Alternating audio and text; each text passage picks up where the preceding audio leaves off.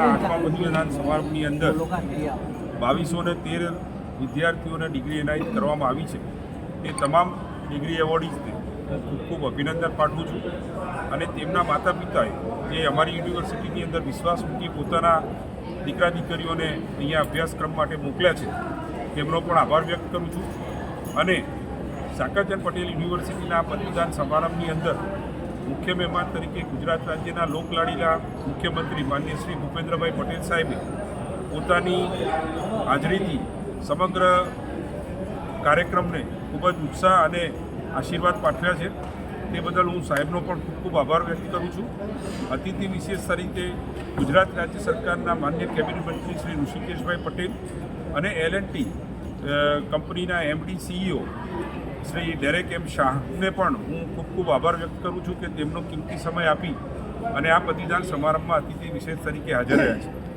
આપ સૌ જાણો છો કે આજના યુગની અંદર જ્યારે વિશ્વમાં દરેક સેકન્ડે ટેકનોલોજી અને હેલ્થકેર સર્વિસીસની અંદર નવા સંશોધનો થઈ રહ્યા છે, ત્યારે સાકરચંદ પટેલ યુનિવર્સિટી એ કમિટેડ છે કે પોતાના વિદ્યાર્થીઓને સારામાં સારું એજ્યુકેશન મળે, સારામાં સારું નોલેજ મળે અને એક્સપર્ટ ફેકલ્ટીઝ દ્વારા તેઓ ઇન્ટરનેશનલ કમ્યુનિટી સાથે કમ્પીટ કરી શકે એ માટેનું તેમનું ભવિષ્ય ઉજ્જવળ કરવા માટે યુનિવર્સિટી કામ કરી રહી છે.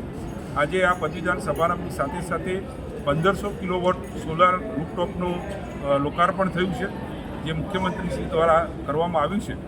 આ એ ગુજરાતની સૌથી મોટી કેપેસિટીનું રૂફટોપ સોલાર પ્રોજેક્ટ એ આપણી યુનિવર્સિટીમાં કાર્યવાહી થવાથી લગભગ 1.5 કરોડ રૂપિયાનું એનર્જી સેવિંગ થશે અને એના કારણે ગ્રીન કેમ્પસ તરીકે પણ યુનિવર્સિટી આગળ વધી શકશે. સાથે સાથે 25 કરોડ રૂપિયાના ખર્ચે ઇન્ટરનેશનલ લેવલનું સ્પોર્ટ્સ કોમ્પ્લેક્સનું પણ ખાતમુહૂર્ત માનનીય મુખ્યમંત્રીશ્રી દ્વારા કરવામાં આવ્યું છે. જ્યારે ગુજરાત એ કોમનવેલ્થ અને ભારત દેશે ઓલિમ્પિક માટે જ્યારે તૈયારી કરી રહ્યું છે, ત્યારે અમે સાકરચંદ પટેલ યુનિવર્સિટીમાં પણ ઇન્ટરનેશનલ સ્પોર્ટ્સ ફેસિલિટી દ્વારા વિદ્યાર્થીઓને અને આવનારા સ્પોર્ટ્સમેનને આ કેમ્પસની અંદર પણ પોતાના ટ્રેનિંગ માટે, પોતાની પ્રેક્ટિસ માટે અને ગુજરાત સરકાર દ્વારા ક્યારે પણ કોઈ ગેમ્સનું એલોકેશન થાય એના માટેની તૈયારી કરી છે. એ સાકરચંદ પટેલ યુનિવર્સિટીનું કમિટમેન્ટ છે. હેલ્થકેરની અંદર પણ આજે ગુજરાત સરકારની PPP મોડલની સૌપ્રથમ મેડિકલ કોલેજ કે જે ગ્રીનફિલ્ડ પ્રોજેક્ટ અંતર્ગત શરૂ થઈ હતી, તેના પ્રથમ બેચના વિદ્યાર્થીઓ પણ આજે પદવીદાન સમારંભની અંદર પદવી ગ્રહણ કરેલી છે. માનનીય વડાપ્રધાન શ્રી નરેન્દ્ર મોદી સાહેબનું વિઝન હતું કે દરેક જિલ્લાની અંદર એક મેડિકલ કોલેજ હોવી જોઈએ, જેનાથી વધુને વધુ ડૉક્ટરો ઉપલબ્ધ થાય અને રૂરલ લેવલ સુધી પણ હેલ્થકેર સર્વિસીસ વધારે સુદૃઢ બને. તેમના વિઝનને અને તેમના સ્વપ્નને આજે સાકરચંદ પટેલ યુનિવર્સિટીએ સાક્ષાત કર્યું છે અને ગ્રીનફિલ્ડ પ્રોજેક્ટ અંતર મેડિકલ કોલેજના 147 વિદ્યાર્થીઓએ આજે પદવીદાન સમારંભની અંદર પદવી ગ્રહણ કરેલી છે. ચોક્કસપણે આ ડૉક્ટરો એ રૂરલ એરિયામાં જઈને પોતાની એક્સપર્ટીથી સારામાં સારી સારવાર આપી અને રૂરલ એરિયાની અંદર પણ હેલ્થકેર સર્વિસીસને વધુ મજબૂત બનાવશે. ગુજરાત એ ભારત દેશનું ગ્રોથ એન્જિન છે અને ભારત એ વિશ્વની અંદર વિકસિત રાષ્ટ્ર બનવા જઈ રહ્યું હોય ત્યારે એક એજ્યુકેશન ઓર્ગેનાઇઝેશન તરીકે સાકરચંદ પટેલ યુનિવર્સિટી પણ આ જવાબદારી સ્વીકારી પોતાના વિદ્યાર્થીઓ દ્વારા, ટેકનોક્રેટ્સ દ્વારા અને ટેકનોલોજીને વિદ્યાર્થીઓ સુધી લઈ જઈને વિદ્યાર્થીઓને ઇન્ટરનેશનલ કમ્યુનિટી સુધી પહોંચાડવાનું કામ કરી રહી છે.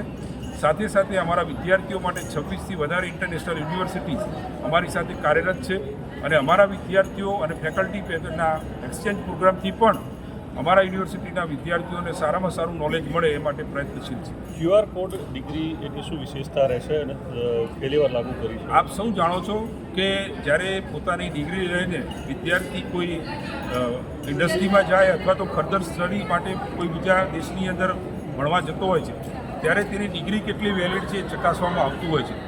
આ બ્લોકચેન દ્વારા ટેકનોલોજીથી આપણી ડિગ્રી અત્યારે જ્યારે અમે એનાયત કરી છે, ત્યારે એ જ સમયે ઓનલાઈન તેમને ટેકનોલોજી દ્વારા જે ડિગ્રી ઉપલબ્ધ થઈ છે, એ QR કોડથી ડિગ્રી જ્યારે પણ વિદ્યાર્થીની ચેક કરવામાં આવે ત્યારે એની ઓથેન્ટિટી 100% હોય છે અને એના માટે ફર્ધર વેરિફિકેશનની જરૂર નથી. આ બ્લોકચેન ટેકનોલોજીથી અમે આ વર્ષે અમારા વિદ્યાર્થીઓને પોતાની ડિગ્રી इनायत करेली है. तो ये अवसर तो बहुत ही हमारे लिए गर्व का मौका है. नॉट ओनली हमारे लिए राज्य के लिए, गुजरात राज्य के लिए, हमारे देश के लिए कि एक ऐसी यूनिवर्सिटी जो सरदार पटेल यूनिवर्सिटी इतनी बड़ी संख्या में स्टूडेंट्स को एडुकेट करते हैं और ऐसे अच्छे अच्छे स्टूडेंट्स को ग्रेजुएट बनते हैं, पोस्ट ग्रेजुएट बनते हैं, ये बहुत ही बड़ा एक गर्वशील मैटर है हमारे लिए और हम उसमें भागीदार थे। बहुत ही अच्छा लगा। हमारे राज्य के मुख्यमंत्री साहब भी थे, उन्होंने इसको इस इवेंट को इतना इम्पोर्टेंस दिया है कि उन स्टूडेंट के बीच में आकर उनको प्रोत्साहित किया है, उनको इनकरेज किया है।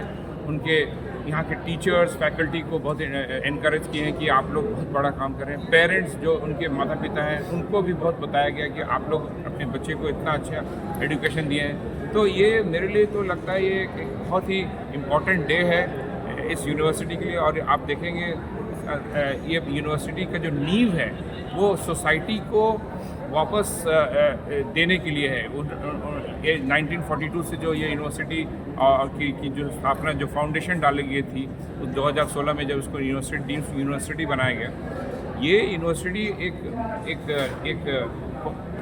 एग्जाम्पल है कि कैसे एक यूनिवर्सिटी, एक ग्रुप, एक सोसाइटी के लिए रिफॉर्म ला सकती है। सोसाइटी को में स्टूडेंट्स, फैकल्टी कंप्लीटली पूरा सोसाइटी को चेंज करने के लिए बहुत बड़ा है। मेरे लिए तो लगता है ये बहुत ही, मैं खुद आया हूँ एज अ गेस्ट बनकर, मैं स्पीकर बनकर, लेकिन मैं बहुत कुछ सीख कर जा रहा हूँ कि यहाँ पर कैसे करते हैं, यहाँ चेंज ला सकते। आपका सुझाव विद्यार्थियों के लिए क्या रहेगा? फ्यूचर में कौन सा फील्ड बहुत अच्छा रहेगा अभी टेक्नोलॉजी पे? देखिए, फील्ड से ज़्यादा जो मैंने शायद अपने स्पीच में भी कहा, आज दुनिया में बहुत टर्मोइल है, मतलब बहुत से चीज़ें बदल रही हैं, लोगों का सोच बदल रहा है, देश की सोच बदल रही है और टेक्नोलॉजी बराबर चेंज आ रहे हैं। तो स्टूडेंट जो आज यहाँ से यूनिवर्सिटी से जो पढ़ के निकल रहे हैं, वो दुनिया में जो बाहर निकल रहे हैं, कल उनको एक जॉब करना है, कल उन्हें सोसाइटी में, कंट्री के लिए काम करना है, उनको अपने परिवार को बढ़ाना है। तो ये तो सिर्फ हमें, जैसे हमने कहा, ये यूनिवर्सिटी को सिर्फ एक एजुकेशन की तरह नहीं देखना है कि आपने क्या पढ़ा, क्या कोर्स किया, इंजीनियरिंग किया कि मेडिकल किया। आप एक इंडिया के एक वैल्यूबल सिटीजन बन के बाहर निकल रहे हैं। और इंटीग्रिटी की बात की गई कि आप हमेशा, इंटीग्रिटी है मतलब आप गलत काम ना करें, आप करप्शन ना करें, आप वैल्यूज़ लाएँ, आप जिस कंपनी के लिए काम करें, जिस राज्य में करें, जिस देश के लिए काम करें, उसमें सच्चाई से, ऑनेस्टी से काम करें। ये सब चीज़ स्टूडेंट को समझना है और वो बहुत अच्छे से सीख कर बाहर जा रहे हैं और बहुत सफल रहेंगे अपने दुनिया में, अपनी ज़िंदगी में और पूरे देश के लिए सफल रहेंगे। बजट के बारे में कुछ कहना चाहिए?